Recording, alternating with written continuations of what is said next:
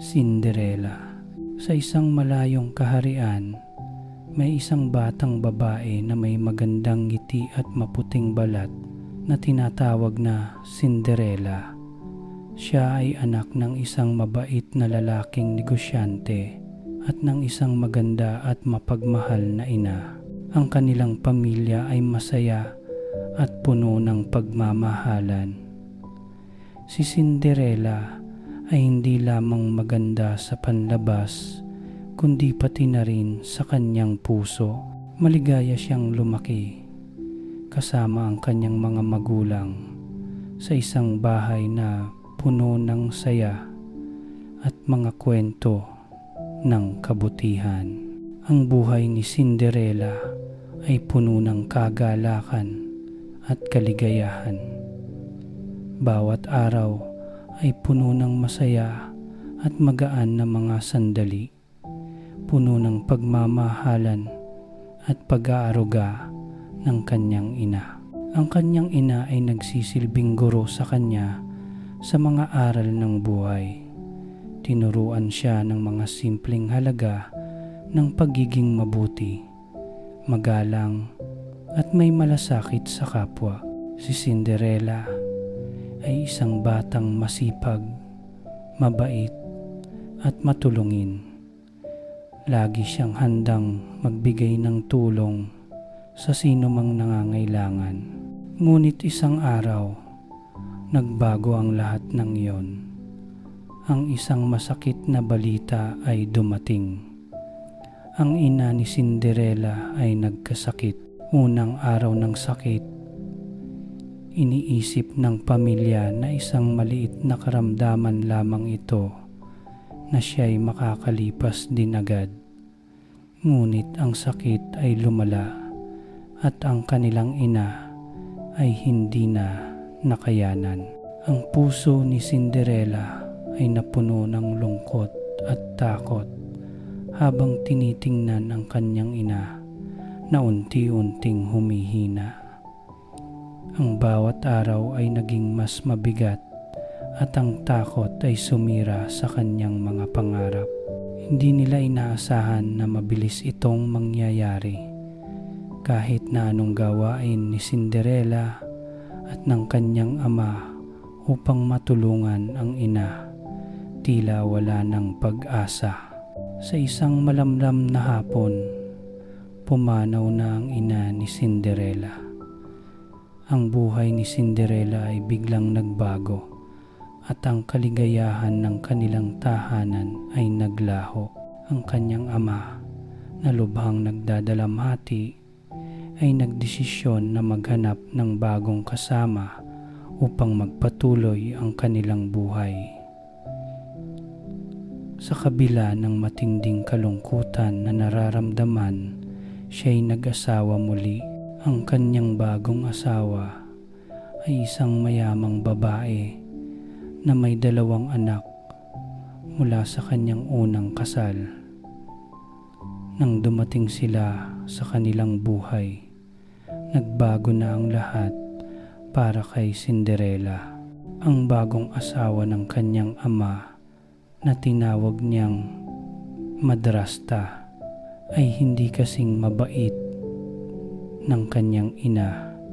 Sa kabila ng magandang hitsura ng kanyang madrasta, siya ay may pusong matigas at puno ng kasakiman.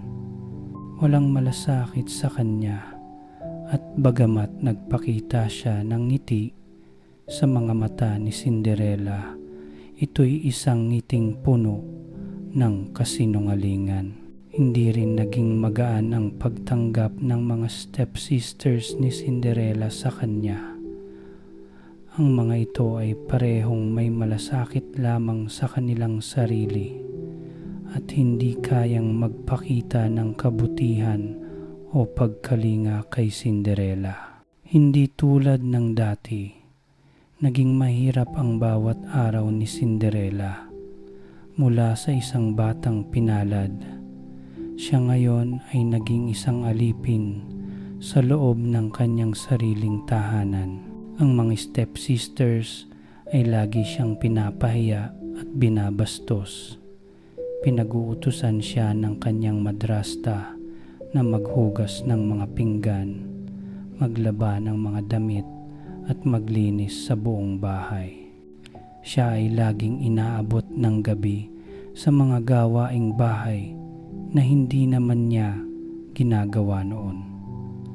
Ang mga stepsisters ay abala sa pagpapaganda ng kanilang sarili.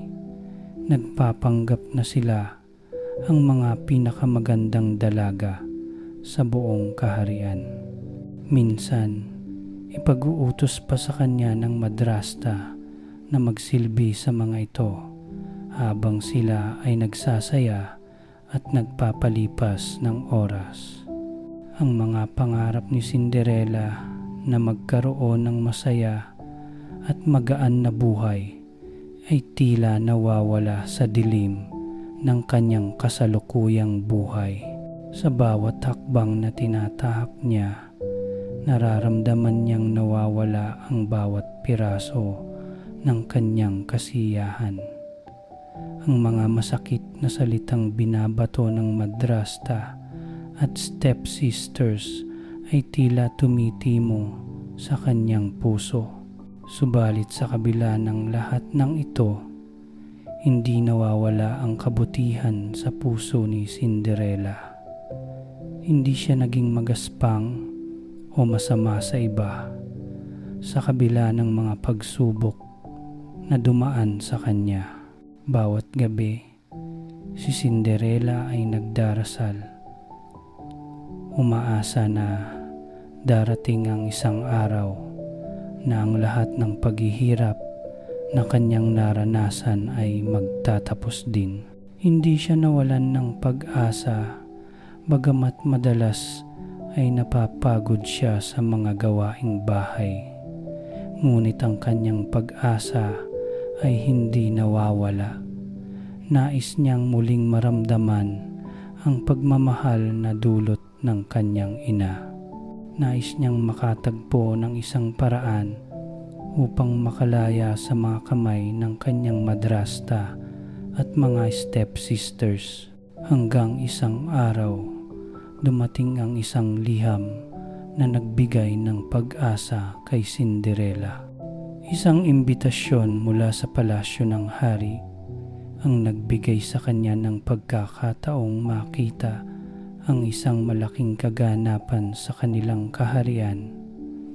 Isang bola kung saan ang lahat ng dalaga sa kaharian ay inaanyayahan. Walang ibang nakatanggap ng ganoong imbitasyon kundi ang mga dalaga na may mataas na estado sa buhay, tulad ng mga stepsisters ni Cinderella. Ngunit si Cinderella, kahit na alam niyang hindi siya pinapansin ng kanyang madrasta, ay nagnanais na makita at makarating sa ball. Ngunit paano nga ba siya makakapunta?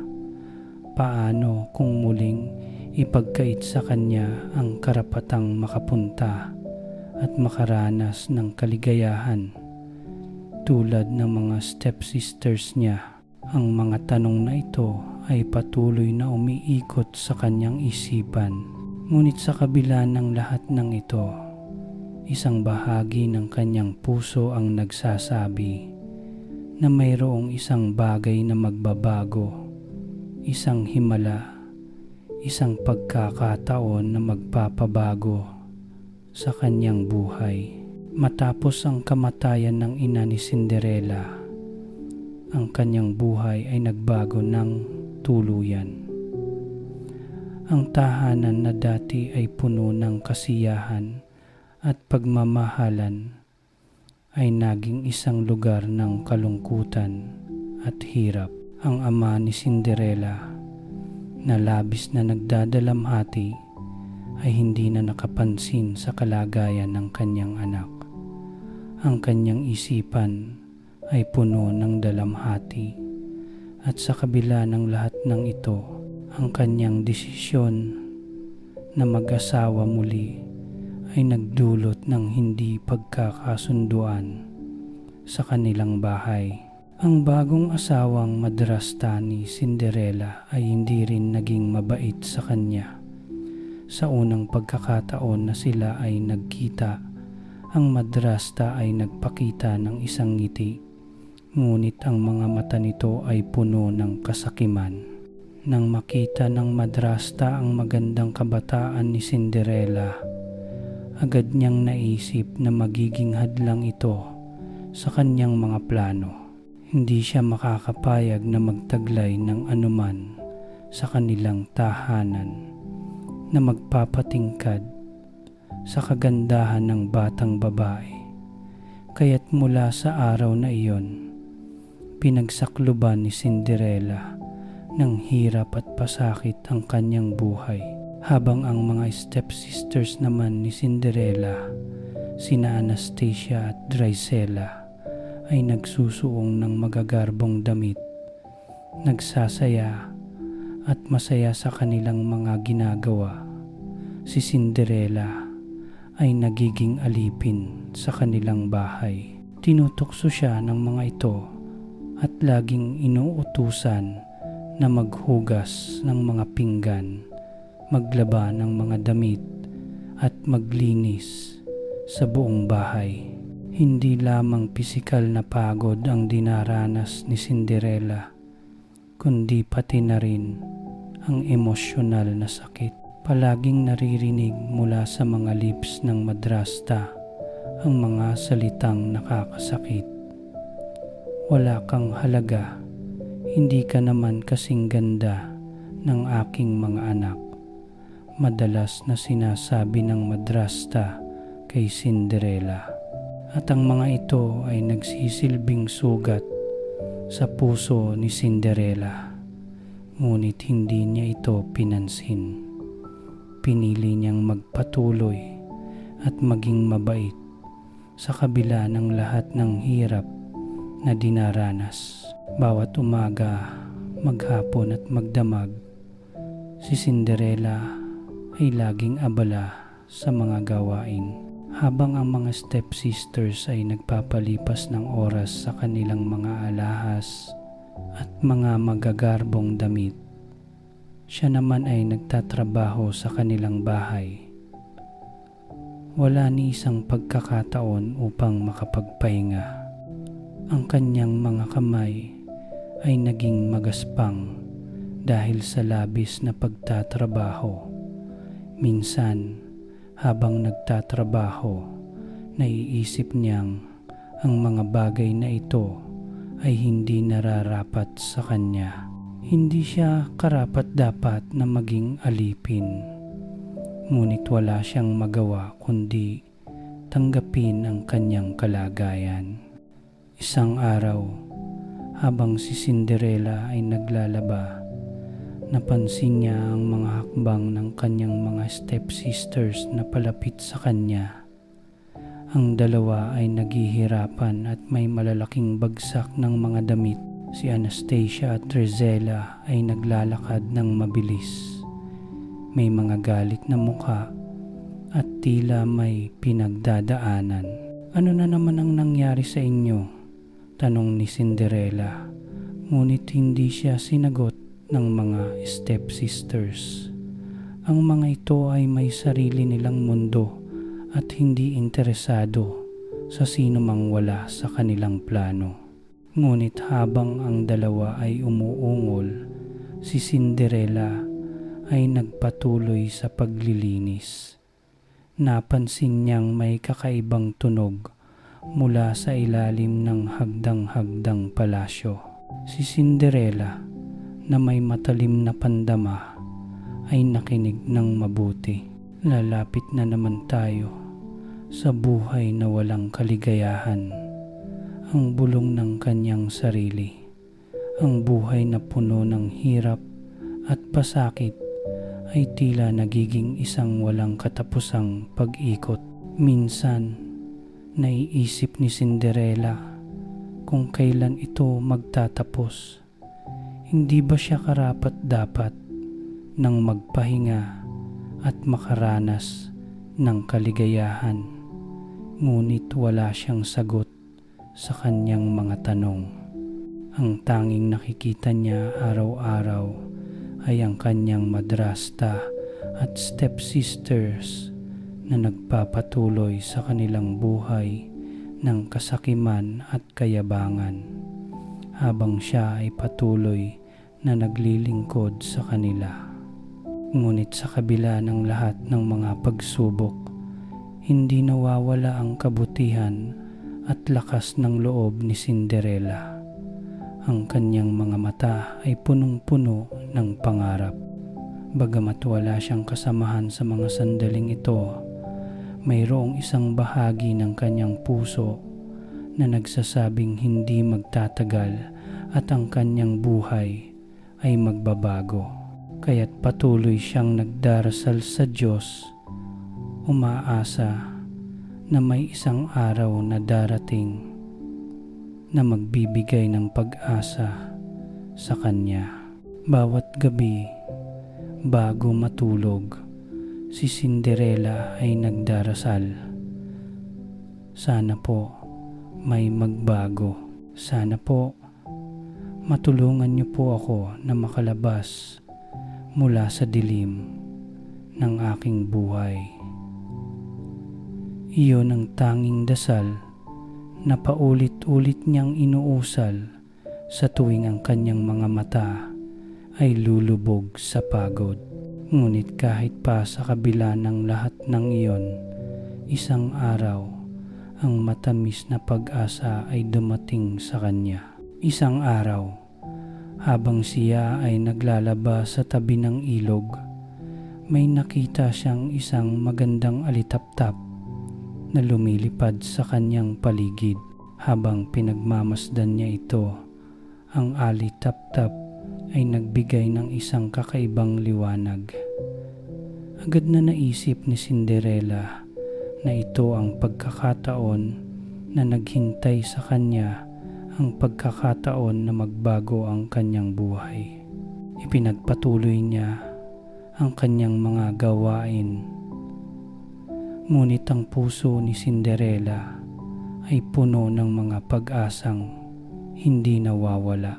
Siya ay naniniwala na isang araw, darating ang pagkakataon na siya ay makakalaya mula sa mga tanikala ng kalupitan ng kanyang madrasta at mga stepsisters. Ang pagtanggap sa hirap ay hindi ang katapusan ng lahat, kundi ang simula lamang ng isang bagong kabanata sa kanyang buhay. Isang araw, habang abala si Cinderella sa paghuhugas ng mga damit sa tabi ng ilog, isang alingawngaw ng galak ang dumating mula sa bahay. Ang mga alagad ng hari ay nagdala ng isang liham na may ginto at matamis na palamuti. Ang liham ay mula sa palasyo at naglalaman ng isang imbitasyon na magpapabago sa takbo ng buhay ni Cinderella. Isang malaking bola o banquet ang gaganapin sa palasyo ng hari upang maghanap ng bagong prinsesa. Ang imbitasyon ay nakalaan para sa lahat ng mga dalaga sa kaharian at inaasahan ng hari na ang bawat isa ay magpapakita ng kanilang ganda at kagandahan sa naturang pagtitipon. Ngunit nang makita ng madrasta ni Cinderella ang liham, ang ngiti na naroroon ay agad napalitan ng isang matalim na ekspresyon ng galit at inggit. "Anong kalokohan ito?" ang sabi ng madrasta habang pinagmamasdan ang liham na hawak ni Cinderella. "Bakit ikaw pa ang imbitahan? Hindi ka kasing ganda ng aking mga anak." Si Cinderella ay napatingin sa kanyang madrasta, hindi makapaniwala sa narinig. Pinipilit niyang huwag magpaapekto, ngunit ang mga salitang iyon ay tumagos sa kanyang puso. Ang madrasta na puno ng puot at kasakiman ay hindi kailanman nagbigay ng kahit kaunting pagmamahal kay Cinderella. Sa mga mata ng madrasta, si Cinderella ay isang aliping walang halaga. Ang mga stepsisters naman ni Cinderella, sina Anastasia at Drisella, ay tila labis na natuwa sa balita. Ang kanilang kasiyahan ay hindi nakatago habang abala sila sa pagsusuong ng magagarbong damit at pagsisipilyo ng kanilang mga buhok. Hindi alintana kay Cinderella ang matinding sakit na nadarama niya. Nais niyang makapunta sa ball, ngunit alam niyang imposibleng pahintulutan siya ng madrasta at mga stepsisters. Maghanda na kayo, mga anak. Ito na ang pagkakataon niyo upang magpakitang gilas sa prinsipe, ang sabi ng madrasta sa kanyang mga anak na may galak sa mata. Si Cinderella, hindi siya pwede. Walang kwenta ang batang iyon. Nasa likod na lang siya. Si Cinderella, bagamat tinatanggap ang kanyang kalagayan, ay may lihim na pangarap sa kanyang puso. Nais niyang makasama sa naturang ball upang maranasan kahit saglit lamang ang kaligayahan na dulot ng isang marangyang pagtitipon. Sa kabila ng paglimos ng malasakit mula sa madrasta at mga stepsisters, ang kanyang puso ay puno ng pag-asa. Nais niyang maranasan ang pagkakataon na makapagsaya at makita ang prinsipe ng kaharian, hindi bilang isang alipin, kundi bilang isang dalaga na may pangarap. Bago umalis ang madrasta at mga stepsisters, binigyan si Cinderella ng isang mabigat na utos. Maghugas ka pa ng maraming pinggan at maglaba ng mga damit na naiwan. Huwag mong kalimutan, hindi ka karapat-dapat makisama sa amin, sabi ng madrasta nang may kasamang pang-aalipusta. Ngunit si Cinderella ay walang nagawa kundi ang sumunod sa utos. Habang ang kanyang mga stepsisters ay nag-aayos para sa ball, abala si Cinderella sa kanyang mga gawain. Ang bawat hakbang na ginagawa niya ay puno ng kalungkutan at mga pangarap na hindi matutupad. Ngunit sa kabila ng lahat ng ito, siya ay hindi nawalan ng pag-asa. Mayroong isang lihim na nagsisilbing liwanag sa kanyang madilim na buhay, ang pag-asa na balang araw darating din ang kanyang pagkakataon. Ang hating gabi ay malapit na, ngunit hindi pa tapos si Cinderella sa lahat ng gawain. Ang mga mata niya ay puno ng pagod, ngunit ang puso niya ay puno ng pananabik. Nang magtakip ang gabi at nagsimula ng maghanda ang madrasta at mga stepsisters, si Cinderella ay nagsimula na ring maglinis ng kusina. Ngunit isang maliit na tinig ang kanyang narinig mula sa isang maliit na sulok ng kanilang tahanan. Tiningnan niya ito at nakita ang isang maliit na alitaptap na dumaan sa kanyang harapan. Agad na tumingin si Cinderella sa paligid, ngunit wala siyang nakitang iba pang nilalang. Baka ito'y isang senyales ang naisip ni Cinderella at patuloy na nagtulungan sa mga gawain. Hindi niya alam, ngunit ang mga pangarap ni Cinderella ay malapit nang maging totoo. Habang siya ay nagsusumikap, may isang lihim na nangyayari sa kanyang paligid. Ang kanyang mga dasal ay maririnig. Ang mga bituin ay kumikislap sa langit at isang maliit na himala ang magaganap. Sa oras na iyon, hindi pa niya alam kung ano ang nakalaan sa kanya, ngunit ang pagkakataon ay papalapit na. Sa kabila ng mga pagsubok at pasakit, ang kwento ni Cinderella ay unti-unting papunta sa isang magandang simula. Habang ang buong kaharian ay abala sa paghahanda para sa bola ng hari, si Cinderella ay nagpatuloy sa kanyang gawain sa tahanan. Ang mga stepsisters ni Cinderella ay nagsusuong ng magagarbong damit at pinipili ang mga accessories na babagay sa kanilang itsura. Ang madrasta naman ay abala sa pagpapaganda sa sarili at sa mga anak. Sa kabila ng lahat ng kaligayahan sa kanilang tahanan, si Cinderella ay hindi isinama sa lahat ng ito. Hindi na bago kay Cinderella ang makitang nagsasaya ang mga stepsisters at madrasta habang siya ay naglalaba, naglilinis at nagsisilbing alipin sa kanilang bahay. Bawat araw ay puno ng paghihirap, ngunit ang kanyang puso ay hindi nawalan ng pag-asa.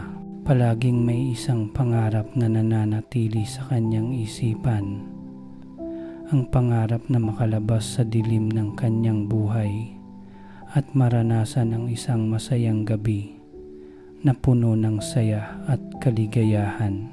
Siguro balang araw, magkakaroon din ako ng pagkakataon na makaranas ng saya. Ang bulong ni Cinderella habang naglalaba ng mga damit.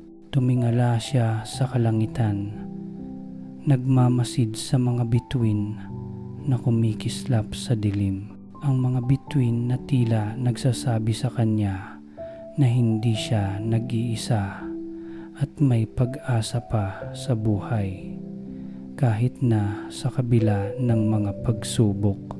Isang araw, habang si Cinderella ay naghuhugas ng mga pinggan, napansin niya ang mga masayang tunog mula sa mga stepsisters. Ang dalawang ito ay abala sa kanilang paghahanda para sa bola ng hari. Ang mga mata ni Cinderella ay napuno ng pangarap at kalungkutan. Paano kaya kung ako'y pinayagan ng aking madrasta na makapunta sa ball? Ang naisip ni Cinderella. Paano kaya kung ako rin ay magsusuot ng maganda at makasama sa sayang iyon? Hindi makapaniwala si Cinderella sa kanyang mga saloobin. Bagamat alam niyang imposibleng mangyari iyon, patuloy ang kanyang pangarap.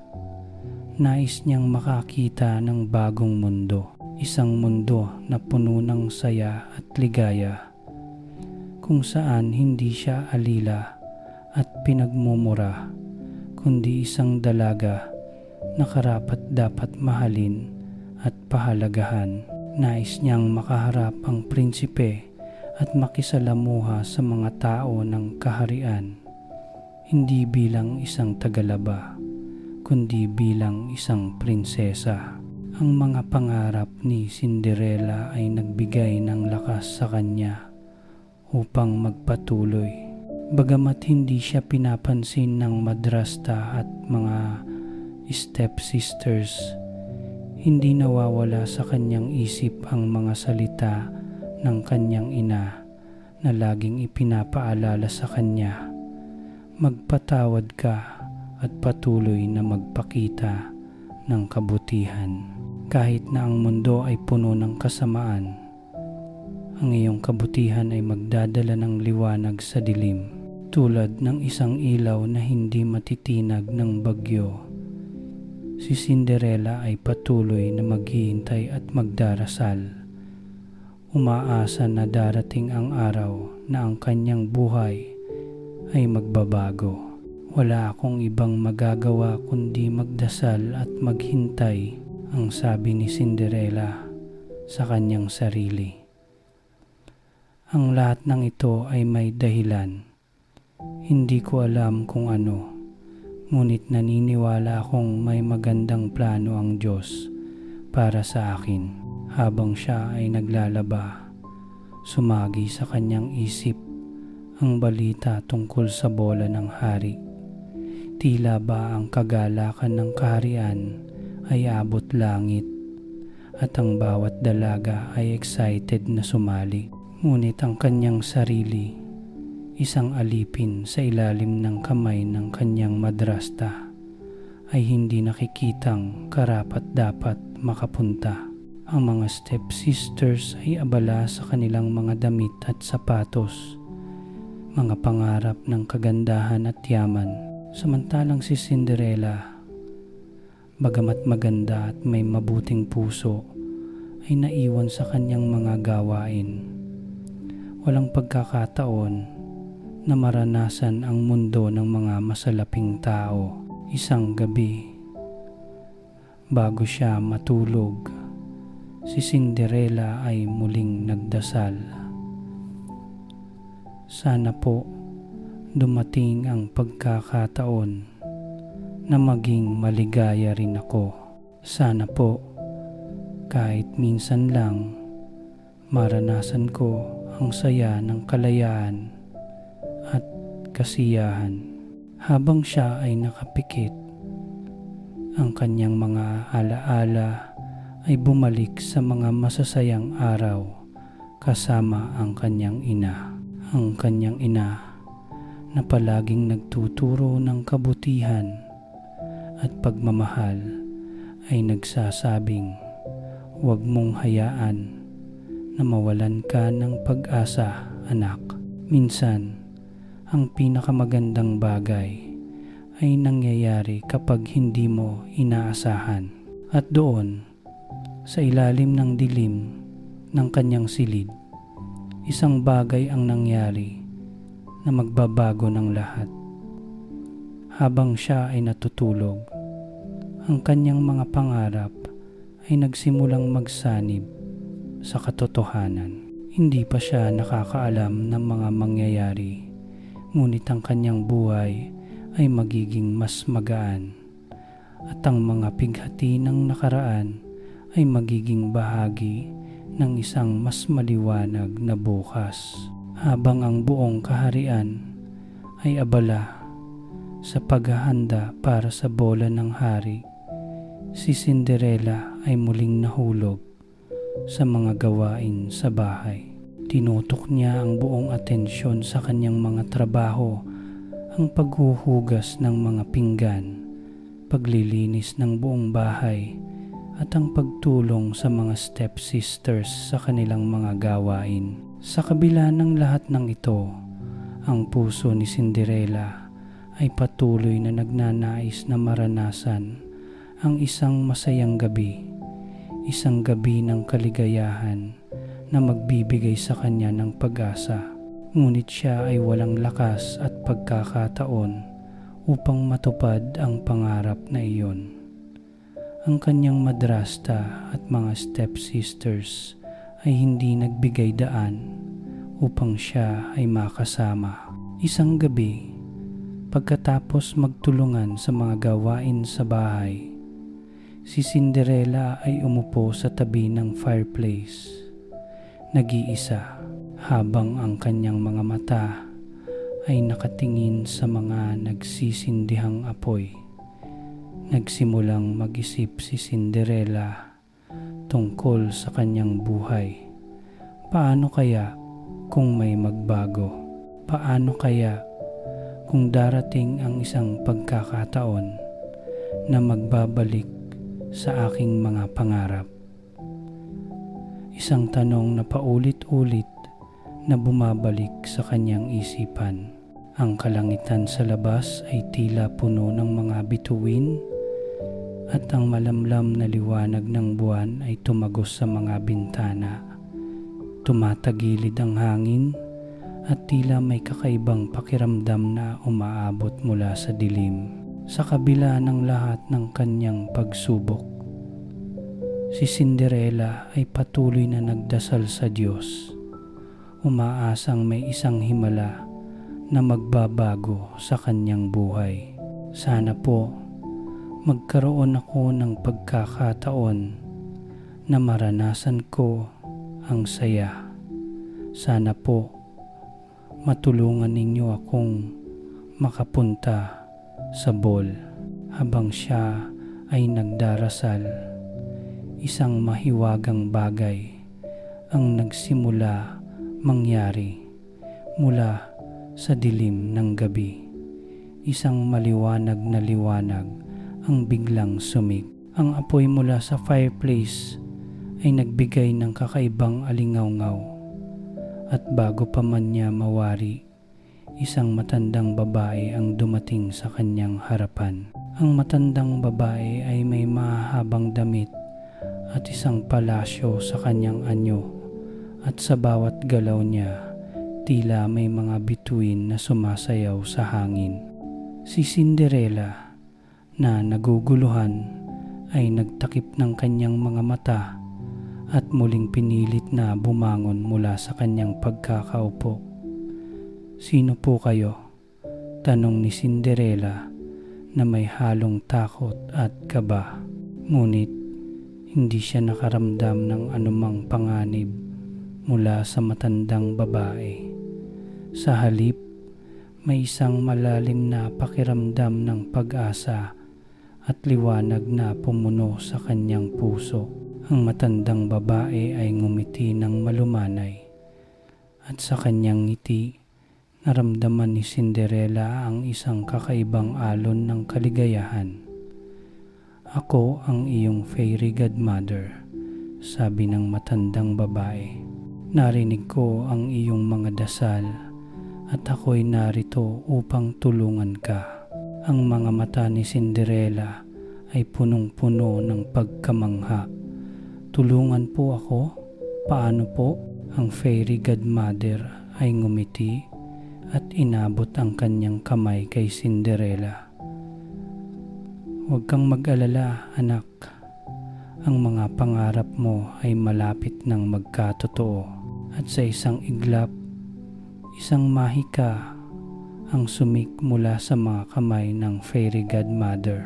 Ang matandang babae ay nagswing ng kanyang mahikang baston, at sa isang iglap, ang mga basang damit ni Cinderella ay naging isang magandang gown na kumikinang sa ilalim ng liwanag.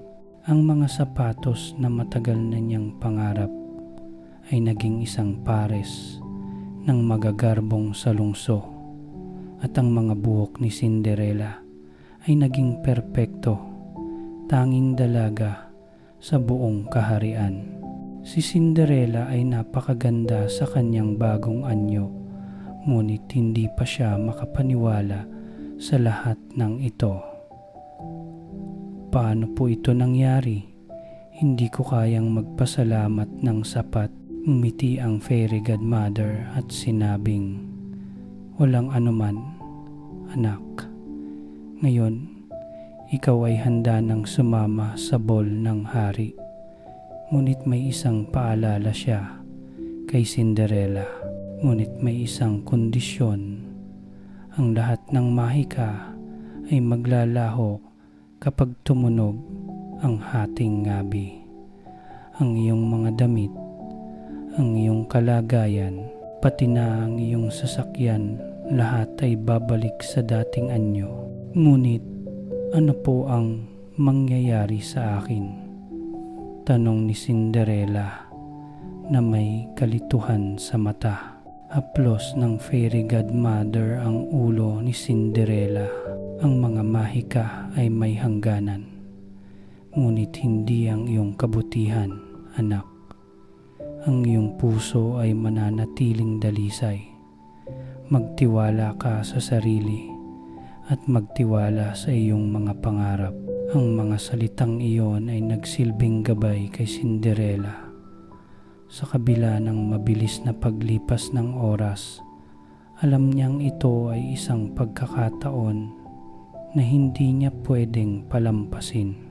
Habang siya ay patuloy na tumitingin sa kanyang sarili sa salamin, pakiramdam niya ay tila hindi siya ang batang babaeng dating alila sa bahay. Siya ay isang prinsesa sa isang magandang ball at ang kanyang mga pangarap ay tila abot kamay na. "Salamat po, Fairy Godmother," ang tanging nasabi ni Cinderella. Ngumiti ang Fairy Godmother at nagsalita muli.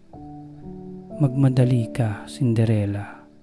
Tumatakbo ang oras." At bago pa magtaka si Cinderella, nagkaroon siya ng isang magarang karwahe na hinihila ng mga kabayo. Ang kanyang masamang kalagayan ay nagbago at ang buhay na tila malupit ay naging isang masayang pagsisimula. Pinagmamasdan ni Cinderella ang kanyang bagong anyo, ngunit siya'y nagmadali at naglakbay patungo sa palasyo ng hari. Habang papalapit si Cinderella sa palasyo, ang kanyang puso ay tumaas sa saya. Ang mga mata ng buong kaharian ay nakatutok sa kanya. Ang prinsipe ay nandoon, naghihintay ng isang dalaga na makakapagbigay ng kagalakan sa kanyang puso. Sa bawat hakbang ni Cinderella, siya ay lumalapit sa isang bagong simula. Habang ang gabi ay lumalalim, si Cinderella ay naglalakbay patungo sa palasyo ng hari. Ang kanyang karwahe na itinulungan ng Fairy Godmother na magbago mula sa isang ordinaryong kalabaw ay tila kumikinang sa ilalim ng liwanag ng buwan. Ang mga kabayong humihila sa karwahe ay kumikislap at ang kanilang mga galaw ay parang sayaw sa bawat hakbang. Ang lahat ng ito ay tila isang panaginip para kay Cinderella. Isang panaginip na matagal na niyang inaasam. Habang tinatanaw ni Cinderella ang palasyo na matayog at puno ng liwanag, ang kanyang puso ay punong-puno ng saya at kaba. "Narito na ako," ang sabi ni Cinderella sa kanyang sarili. Ang bawat hakbang niya patungo sa palasyo ay tila naglalakad siya sa isang masalimuot na daan patungo sa isang bagong buhay.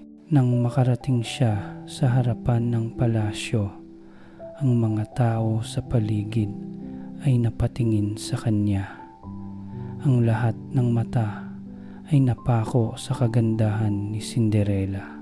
Hindi nila maipaliwanag kung bakit siya kumikinang nang ganoon ang kanyang puting gown na kumikislap sa ilalim ng mga ilaw ng palasyo. Ang magagandang sapatos na hindi matatawaran at ang kanyang buhok na malambot at makinis. Siya ang pinakamagandang dalaga sa buong kaharian. Ang prinsipe na nagmamasid mula sa itaas ng hagdang-hagdang palasyo ay napansin ang kakaibang liwanag na dumating mula sa kanyang pintuan. Habang siya'y naglalakad patungo sa hagdang-hagdang palasyo, nakarinig siya ng mga bulong-bulungan mula sa mga tao. "Sino kaya siya?" ang sabi ng mga tao. Ngunit bago pa nila mapagtanto kung sino siya, si Cinderella ay dumaan na at pumasok sa loob ng palasyo. Sa loob ng palasyo, ang kaligayahan at kasiyahan ay naroroon. Ang mga alagad at mga opisyales ng hari ay abala sa pag-aasikaso sa mga bisita, habang ang prinsipe nakatayo sa isang tabi, naghihintay ng isang dalaga na magiging kabighanian ng kanyang puso. Ang bawat isa sa kaharian ay naghihintay na makita ang tunay na prinsesa, at nang makita ni Cinderella ang prinsipe, tila huminto ang oras. Hindi inaasahan ng prinsipe na ang kagandahan ng dalagang ito ay magdudulot ng isang hindi matitinag na pagkahulog sa kanyang puso. Ang kanyang mga mata ay hindi kayang iwasan si Cinderella. Ang isang malalim na ugnayan ay agad nabuo sa pagitan nila.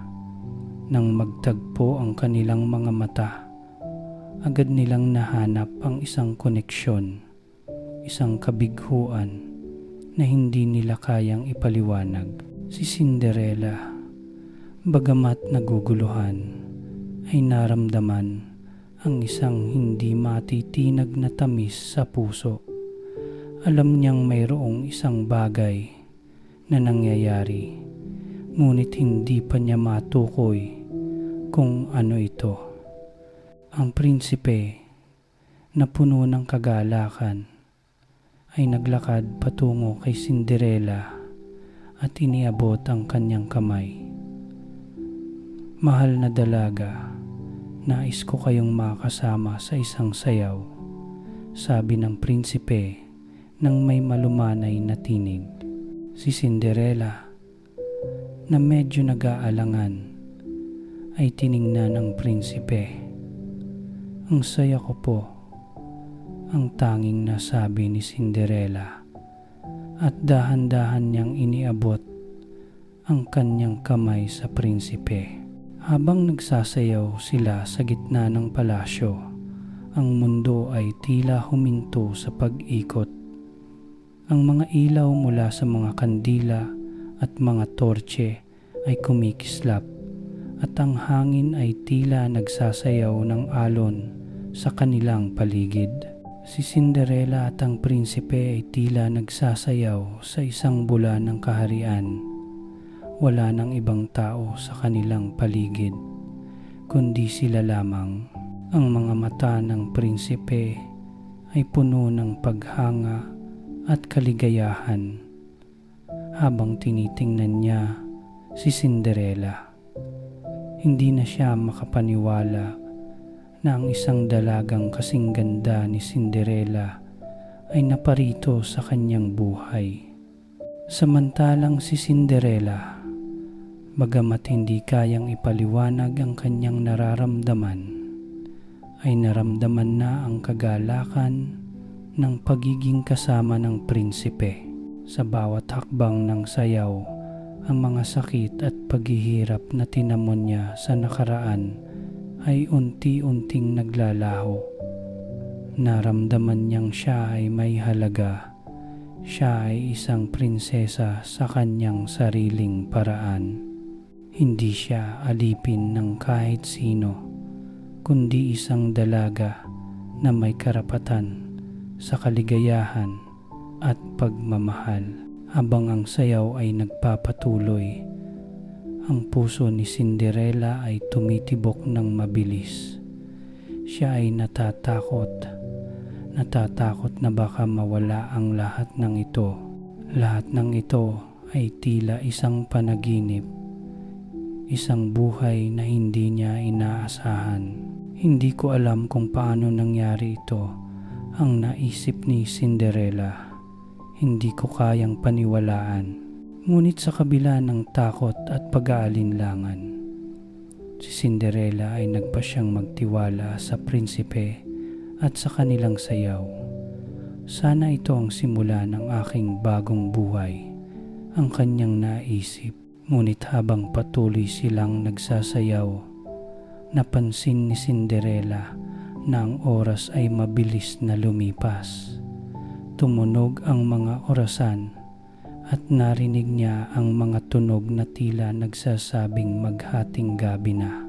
Isang matinding takot ang sumik sa kanyang puso. Ang magic na nagbigay sa kanya ng gown at kalayaan ay maglalaho sa isang iglap. Kailangan niyang magmadali. Kailangan niyang umalis bago pa mahulog ang ating abi. Pasensya na po, prinsipe. Ang bulong ni Cinderella na nagmamadaling bawiin ang kanyang kamay mula sa mga palad ng prinsipe. Kailangan ko nang umalis. At sa isang mabilis na galaw, tumakbo si Cinderella papalayo.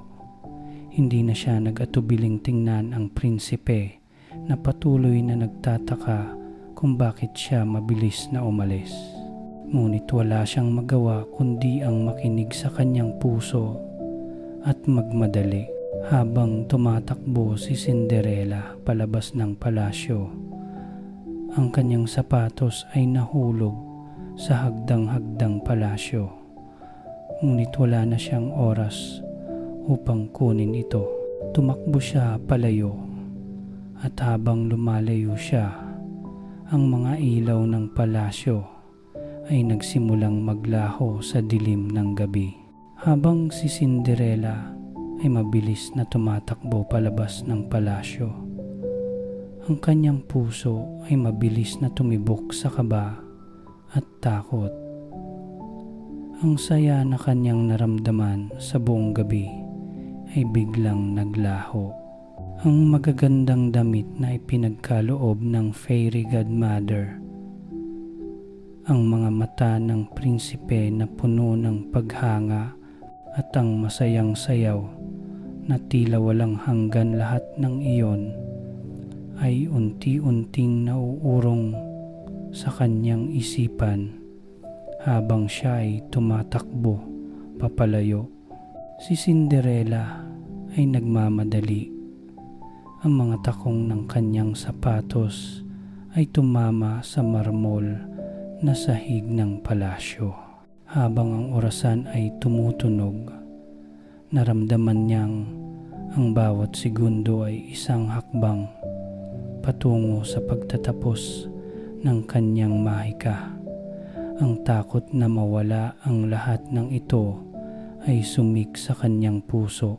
Kailangan kong makaalis, ang sinabi ni Cinderella sa kanyang sarili habang binabaybay ang mahahabang hagdang-hagdang palasyo.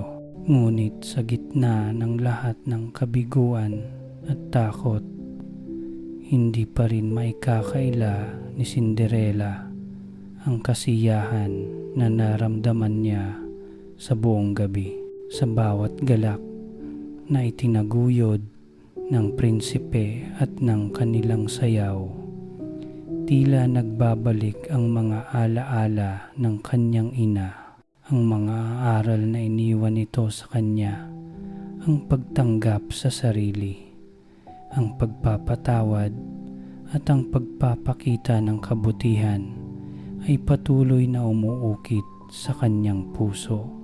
Sa bawat sayaw nila ng prinsipe, ang lahat ng sakit at kalungkutan na nararanasan niya sa kanyang buhay ay parang naglalaho. Ngunit sa isang kisap mata, ang oras ay lumipas. Tumunog ang orasan. Isang malakas na tunog ang nagbigay ng hudyat sa buong palasyo. Si Cinderella, na napansin ang pagbabagong nangyayari, ay agad na nagsimulang tumakbo palayo sa prinsipe. Ang mga mata ng prinsipe ay puno ng pagtataka. Bakit siya umalis? Ang tanong niya sa kanyang sarili habang pinagmamasdan ang mabilis na pagkawala ni Cinderella sa mga mata ng lahat ng tao. Habang si Cinderella ay dumadaan sa mga silid at pasilyo ng palasyo, nararamdaman niyang ang lahat ng kanyang suot ay unti-unting nawawala ang kislap. Ang kanyang magagarbong damit ay nagsimulang magbago. Ang kanyang sapatos ay nawawala na ang kinang at ang kanyang buhok ay muling bumalik sa dating kalagayan. Ang mahika ng fairy godmother ay nagsimulang maglaho. Ang karwahe na sumundo sa kanya ay nagiging isang ordinaryong kalabaw na maghahatid sa kanya pabalik sa kanyang malupit na buhay. Ngunit sa kabila ng lahat ng ito, isang bagay ang natutunan ni Cinderella sa gabing iyon. Ang mga tunay na pangarap ay hindi laging may kinalaman sa material na bagay o sa mga pangyayari. Ang tunay na halaga ay nasa puso ng tao, nasa mga alaala at aral na iniwan ng mga mahal sa buhay, at sa lakas ng loob na magpatuloy sa kabila ng mga pagsubok. Habang si Cinderella ay tumatakbo pa, naramdaman niya na may isang bagay na naiwan. Ang sapatos na kanyang isinusuong ay nawawala na. Agad na binalikan ni Cinderella ang hagdang-hagdang palasyo upang kunin ito. Ngunit sa kanyang pagmamadali, hindi niya naisip na naiwan na pala ito sa hagdan. Sa kabila ng lahat ng ito, nagpatuloy siya sa pagtakas. Hindi na muling inisip ang lahat ng alalahanin, kundi ang mahalaga lamang ang kanyang pag-asa, ang mga pangarap na hindi pa tapos at ang mga oportunidad na darating sa hinaharap. Ang prinsipe na hindi pa rin makapaniwala sa biglaang pagkawala ni Cinderella ay nagmamadali ring nagtakbo palabas. Ang mga mata ng lahat ng tao sa palasyo ay nakatutok sa kanya, ngunit wala na ang dalaga na kanyang minahal sa unang sayaw pa lamang. Siya ay nagulat, natulala at nanatili sa harapan ng hagdang-hagdang palasyo, tinitingnan ang nawawalang kagandahan. Ngunit bago pa siya makapagdesisyon kung anong gagawin, nakita niya ang isang bagay na naiwan sa hagdang-hagdang palasyo, a single glass slipper. Nakita ito ng prinsipe at agad niyang inalam kung saan ito galing. Ito ang sapatos ng prinsesa. Ang sinabi niya na may paniniwala sa sarili. Alam niyang si Cinderella lamang ang makakasya sa sapatos na iyon, at siya'y nagpasya na hanapin siya sa buong kaharian. Samantala, si Cinderella ay nakarating na sa bahay. Ang kanyang hitsura ay bumalik sa dati. Ang simpleng damit at magulong buhok ay nagpapaalala sa kanya ng lahat ng kalupitan na dulot ng kanyang madrasta at mga. Ngunit sa gabing iyon, siya'y nakaramdam ng pag-asa ng isang bagong simula. Bagamat natapos na ang sayang dulot ng mahika, ang pinakamahalaga ay natutunan niyang ang tunay na kasiyahan ay hindi mula sa mga material na bagay o kahit na sa pagkakaroon ng magagarbong damit. Ang tunay na halaga ay nasa ating puso at sa mga alaala ng pagmamahal, kabutihan at pag-asa. Kinabukasan, ang buong kaharian ay abala sa isang misyon na hindi pa nangyayari kailanman. Ang prinsipe na hindi pa rin makalimutan ang magandang dalaga na sumayaw kasama niya sa gabi ng bola ay nagpasya na hanapin siya. Ang isang sapatos na naiwan sa hagdang-hagdang palasyo ay nagbigay sa kanya ng pag-asa na siya lamang ang dalagang kanyang iniibig ang makakasya rito. Wala siyang ibang nais kundi ang makasama muli ang babaeng ito na nagbigay ng liwanag sa kanyang madilim na gabi. Ang buong kaharian ay nagsimulang magbigay ng mga alagad sa bawat sulok ng lugar. Walang kinalaman ang estado sa buhay, kaya't lahat ng dalaga sa kaharian, mula sa pinakamahirap hanggang sa pinakamayaman, ay pinagbigyan ng pagkakataong magsuot ng sapatos. Walang makakapagsabi kung sino ang tunay na dalaga na magsusuot nito. Habang ang prinsipe ay abala sa paghahanap, si Cinderella naman ay nagbalik sa kanyang dating buhay, ang pagiging alipin sa loob ng sariling tahanan. Ang kanyang madrasta at mga stepsisters ay nagpatuloy sa kanilang buhay. Walang pakialam sa mga nangyari sa nakaraang gabi. Si Cinderella ay muling naging tahimik, masyadong abala sa mga gawaing bahay upang mag-isip ng kahit anong bagay. Ngunit sa kabila ng lahat ng ito, ang mga alaala ng prinsipe, ng sayaw at ng mga pangarap na nagkatotoo ay patuloy na nagbigay saya sa kanyang puso. Isang araw, habang si Cinderella ay abala sa paglilinis, dumating ang isang matandang alagad ng prinsipe sa kanilang bahay. Ang lalaki na may hawak na isang sapatos na kumikislap sa ilalim ng araw ay huminto sa harapan ng kanilang bahay. Ang mga mata ng mga stepsisters ay punong-puno ng pagnanasa at kasiyahan. Ako po ang magdadala ng sapatos na ipapasuong sa lahat ng dalaga ng kaharian. Dapat ay lahat ng dalaga ay magkasya sa sapatos na ito. Kung ikaw ang dalaga na para sa prinsipe, ikaw ang magiging prinsesa, ang wika ng alagad ng prinsipe. Ang mga stepsisters na hindi nag-atubiling subukan ang sapatos ay nagpasikat sa harapan ng alagad, umaasang makapasa sila. Ngunit sa bawat pagtatangka nilang isuong ang sapatos, hindi ito sumakto. Ang mga sapatos ay masyadong maliit para sa kanila at hindi magkasya sa kanilang mga paa.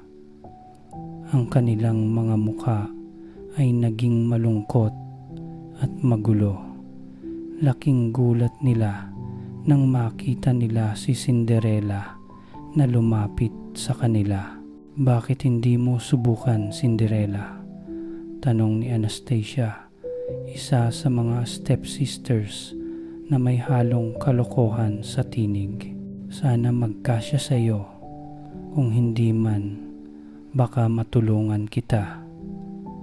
Ang mga mata ng madrasta ni Cinderella ay naglalaman ng pagpapanggap at inis, ngunit nagbigay daan na rin sa paghiling ng isang pagsubok.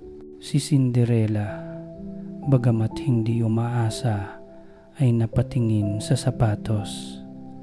May isang maliit na ngiti sa kanyang labi. Ang sapatos, kahit pa ito ay isang alaalang nauukit mula sa isang nakaraan, ay isang bagay na ipinagmamalaki niyang naging bahagi ng kanyang buhay. Hindi niya alam kung ano ang mangyayari, ngunit sa isang iglap, ipinagdasal ni Cinderella na sana ay magkasya ito sa kanyang paa. Ang alagad ng prinsipe ay tinitingnan siya, hindi makapaniwala sa nangyayari. "Subukan mong isuong ito," ang sabi niya kay Cinderella, habang itinutok ang sapatos sa kanyang paa. Walang alinlangan. Inabot ni Cinderella ang sapatos at ipinasok ito sa kanyang paa. Ang bawat galaw na ginawa niya ay may kasamang kaba, ngunit sa kabila ng lahat ng iyon, ang sapatos ay magkasya. Hindi lamang sa paa, kundi pati sa kanyang puso. Laking gulat ng madrasta at ng mga stepsisters nang makita nilang ang sapatos na akala nilang hindi magiging akma kay Cinderella ay eksaktong tumugma sa kanyang paa. Ang mga mata ng madrasta ay puno ng galit at inggit, ngunit wala na siyang magagawa. Ang sapatos ay sumakto sa paa ni Cinderella at ito na ang nagsabi sa buong kaharian kung sino siya. Ano ito? Bakit magkasya ang sapatos sa kanya? Tanong ni Drizella, ang isa pang stepsister ni Cinderella na may kabang-kaba sa tinig. Bakit siya ang tinutukoy ng prinsipe? Siya ang prinsesa ng aking puso, ang wika ng alagad ng prinsipe na puno ng galak at paghanga. Ikaw ang dalaga na hinahanap namin. Hindi na napigilan ng prinsipe ang sarili.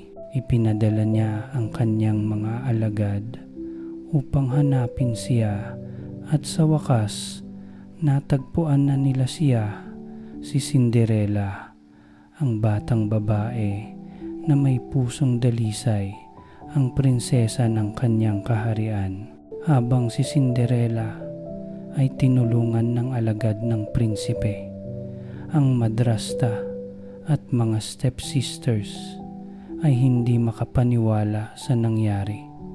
Hindi nila matanggap na ang batang pinagmumura nila at hindi pinansin ay magiging prinsesa ng kaharian. Ang kanilang inggit at galit ay sumabog, ngunit wala nang magagawa.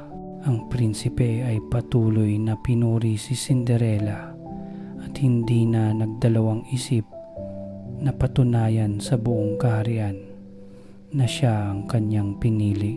Si Cinderella, na hindi kayang ipaliwanag ang kanyang nararamdaman, ay nagsimula ng maglakbay patungo sa palasyo. Ang kanyang puso ay puno ng pag-asa, ngunit may konting takot pa rin. Ang mahika na dumaan ay nawawala na, ngunit ang tunay na kasiyahan ay nahanap niya hindi sa mga material na bagay, kundi sa pagmamahal at kabutihan ng kanyang puso. Siya na ngayon ang prinsesa, hindi lamang sa harap ng kaharian, kundi sa kanyang sarili. Habang si Cinderella ay naglalakbay patungo sa palasyo ng prinsipe, ang kanyang puso ay punong-puno ng halo-halong damdamin. Ang mga alalahanin at takot na sumubok sa kanyang mga hakbang noong nakaraan ay napalitan ng pag-asa at kaligayahan. Ang kanyang mga pangarap na matagal nang tinalikuran ay muling nabuhay. Ang batang dati ay naglalaba, naglilinis at tinutokso ng kanyang madrasta at mga stepsisters ay nagiging prinsesa ng kaharian. Ngunit sa kabila ng lahat ng kagalakang iyon, ang puso ni Cinderella ay nanatiling mabigat sapagkat alam niyang ang kanyang buhay ay magbabago ng tuluyan at siya'y papasok sa isang bagong mundong puno ng mga hamon. Habang tinatahak niya ang landas patungo sa palasyo, hindi maiwasan ni Cinderella na mapag-isipan ang mga nangyari. Iniisip niya ang bawat sakripisyo at sakit na dinaanan niya. Sa bawat hakbang, siya ay naaalala ang mga paghamak na dulot ng madrasta at mga stepsisters. Subalit, sa kabila ng lahat ng ito, hindi siya nawalan ng pag-asa. Ang kabutihan na itinuro sa kanya ng kanyang ina, ang lakas ng loob at tapang upang magpatuloy ay naging gabay niya sa bawat hakbang ng kanyang paglalakbay. Habang siya'y papalapit sa palasyo, ang mga mata ng mga tao sa kaharian ay napatingin sa kanya. Ang kanyang hitsura, ang magarang gown, ang kumikislap na sapatos at ang malabituing buhok ay tila nagpapakita ng isang kabighanian. Wala na ang mga pag-aalinlangan, ang takot na hindi makikita ng prinsipe, ang pakiramdam ng pagiging hindi karapat-dapat. Si Cinderella ay naroroon na, ang prinsesa na iniiwasan. Ang prinsesa na ngayon ay magiging kabiguan ng buong kaharian. Habang siya ay patuloy na naglalakad, ang kanyang mga hakbang ay dahan-dahan ngunit matatag. Sa bawat hakbang, nararamdaman niyang ang bawat pagsubok na kanyang naranasan ay nagbukas ng bagong daan patungo sa kanyang mga pangarap. Ngunit hindi niya maiwasang mag-isip, bakit ako? Bakit ako ang napili ng prinsipe? Ang mga nakaraan ko ay puno ng hirap. Paano ko ngayon matatanggap ang mga bagay na ito? Ngunit bago pa man siya tuluyang makarating sa palasyo, isang tanong ang sumagi sa kanyang isipan.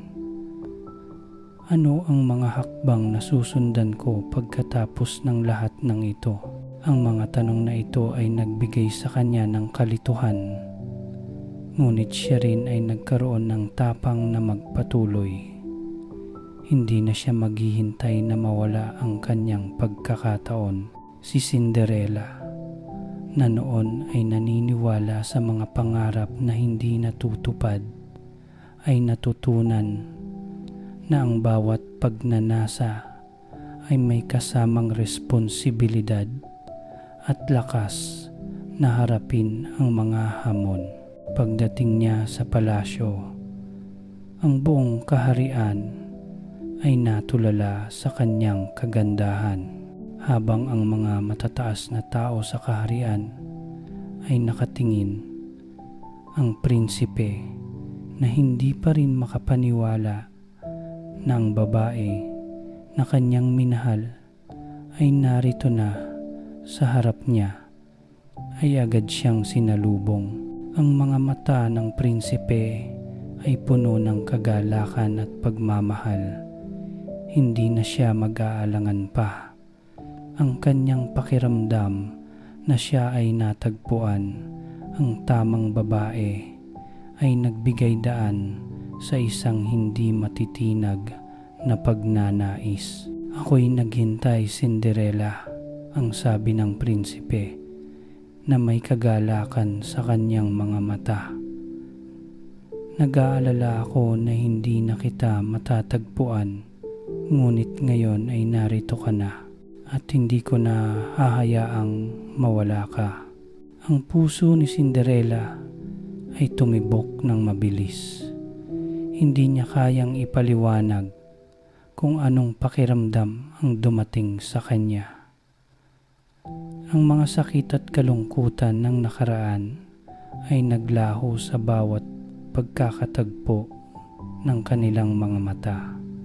Hindi niya alam kung paano sasabihin, ngunit alam niyang ang gabing iyon ay magiging simula ng isang bagong buhay para sa kanya.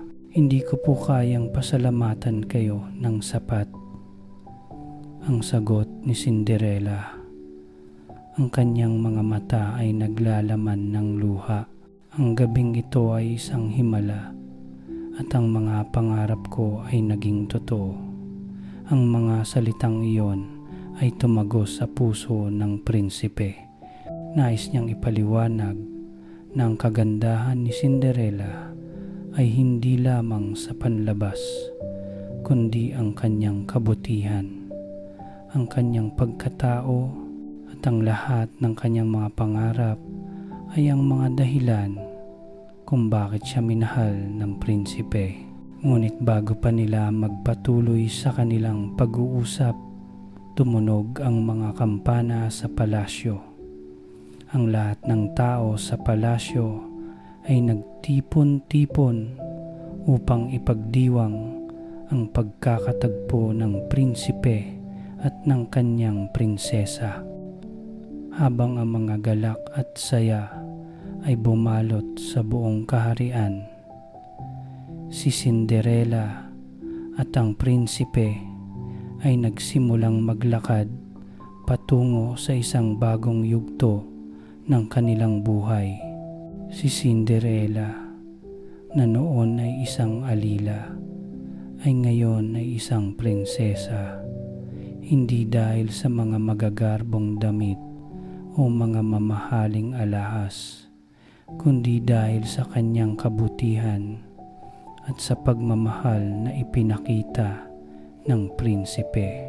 Ang mga hakbang ng kanyang buhay ay hindi na magaan, kundi puno ng pag-ibig, pagkatalo at tagumpay. Matapos ang mga pagsubok, pagdadaanan at mga sakripisyo, ang buhay ni Cinderella ay unti-unting nagbago. Ang kanyang mga pangarap na matagal nang iniwasan ay ngayon ay nagiging isang katotohanan. Ang batang iniwasan at tinutukso ng kanyang madrasta at mga stepsisters ay ngayon ay magiging prinsesa ng buong kaharian. Ang kasaysayan ng kanyang buhay na puno ng hirap ay naging isang kwento ng pag-asa at pagmamahal, habang ang mga alon ng kasiyahan ay bumabalot sa buong kaharian. Ang kasal ni Cinderella at ng prinsipe ay naging isang engrandeng selebrasyon. Hindi lamang ito isang kasalan ng dalawang tao, kundi ng buong kaharian, isang pagdiriwang ng pagmamahal, tapang at kabutihan. Ang bawat tao sa kaharian, mula sa pinakamahirap hanggang sa pinakamayaman, ay dumalo at nagdiwang upang sumaksi sa pag-iisang dibdib ng kanilang pinakamamahal na prinsesa at prinsipe. Ang kasal ni Cinderella ay isang araw na hindi malilimutan. Ang buong palasyo ay pinalamutian ng mga magagarbong bulaklak at alahas.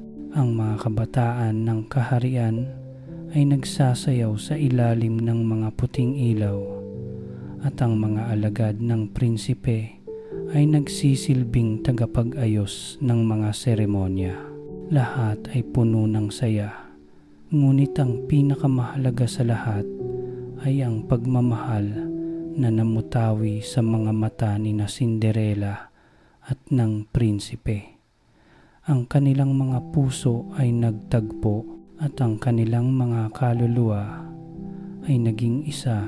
Nang dumating ang araw ng kasal, si Cinderella, na nakasuot ng isang napakagandang gown na kumikinang sa ilalim ng araw, ay dahan-dahang naglakad patungo sa simbahan. Ang kanyang mga mata ay puno ng kagalakan, ngunit may kasamang pagkamangha. Hindi niya matanggap na siya, na dating isang alipin, ay ngayon ay isang prinsesa at mag-aasawa ng prinsipe na hindi lamang maganda ang puso, kundi isang tapat at mabait na nilalang. Sa kanyang isipan, tumatakbo ang mga alaala ng kanyang ina na nagbigay sa kanya ng lakas upang magpatuloy sa kabila ng mga pagsubok. Mahal na ina, sana andyan ka upang masaksihan ang kaligayahan ko. Ang naisip ni Cinderella habang naglalakad patungo sa kanyang bagong buhay. Ang prinsipe na naghihintay sa altar ay tumingin kay Cinderella. Sa bawat hakbang na kanyang ginagawa, ang kanyang puso ay tumitibok ng mas mabilis. Ang prinsipe ay nakaramdam ng isang malalim na kagalakan, hindi lamang dahil sa magandang hitsura ni Cinderella, kundi dahil sa kabutihan ng kanyang puso. Hindi ko na kayang ipaliwanag ang nararamdaman ko, ang sinabi ng prinsipe sa sarili. Ngayon, natagpuan ko ang aking tunay na pagmamahal at wala na akong hahanapin pa.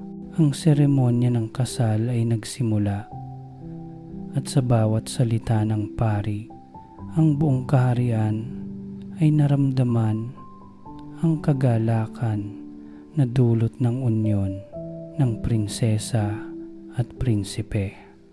Habang ang pari ay nagbabas ng mga sakramento, si Cinderella at ang prinsipe ay nagsumpaan ng kanilang mga pangako sa harap ng Diyos at ng buong kaharian. Ako ay magmamahal at magiging tapat sa iyo sa hirap at ginhawa, sa kaligayahan at kalungkutan, ang wika ng prinsipe. At ako, sabi ni Cinderella, ay magiging tapat sa iyo, hindi lamang sa mga magagarbong araw ng ating buhay, kundi pati sa mga pagsubok na darating. Ang aking pagmamahal ay walang hanggan. Ang kanilang mga kamay ay nagsanib at sa isang kisap mata, ang mga pangarap ni Cinderella ay naging totoo. Ang prinsipe at ang prinsesa ay naghalikan sa harap ng lahat at ang buong kaharian ay sumaludo sa kanilang unyon. Ang mga tao sa palasyo ay nagsimula ng isang masigabong palakpakan at ang mga magulang ni Cinderella, kahit na pumanaw na, ay tiyak na tuwang-tuwa sa kanilang anak na matatagpuan ang tunay na kaligayahan. Sa dulo ng seremonya, ang prinsipe at si Cinderella ay nagsimula ng kanilang unang sayaw bilang mag-asawa. Ang bawat hakbang ay puno ng pagmamahal at kaligayahan. Ang mga ilaw ng palasyo ay kumikislap at ang hangin ay puno ng maligaya at positibong enerhiya. Ang buong kaharian ay tila nagdiriwang sa araw na ito.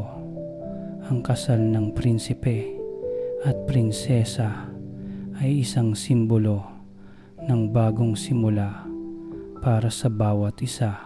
Si Cinderella, na mula sa pagiging isang alila ay naging prinsesa, ay nagpatuloy sa kanyang buhay kasama ang prinsipe, isang buhay na puno ng pag-ibig, kagalakan at mga bagong pangarap. Hindi na muling maghihirap si Cinderella. Ang bawat araw ay isang pagkakataon para muling magsimula at siya'y naging inspirasyon sa buong kaharian.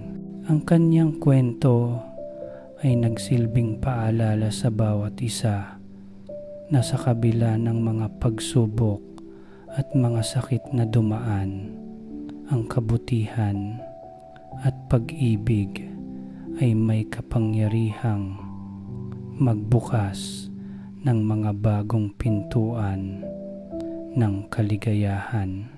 Si Cinderella at ang prinsipe ay namuhay ng maligaya, hindi lamang sa kanilang mga magagarbong palasyo, kundi sa pagmamahal na nagsimula sa kanilang puso. At sa paglipas ng mga taon, ang kanilang pagmamahal ay patuloy na naging gabay at halimbawa sa buong kaharian. Hindi na nila kailanman ipagpapalit ang bawat sandali ng kasayahan at pagmamahal na kanilang tinamasa.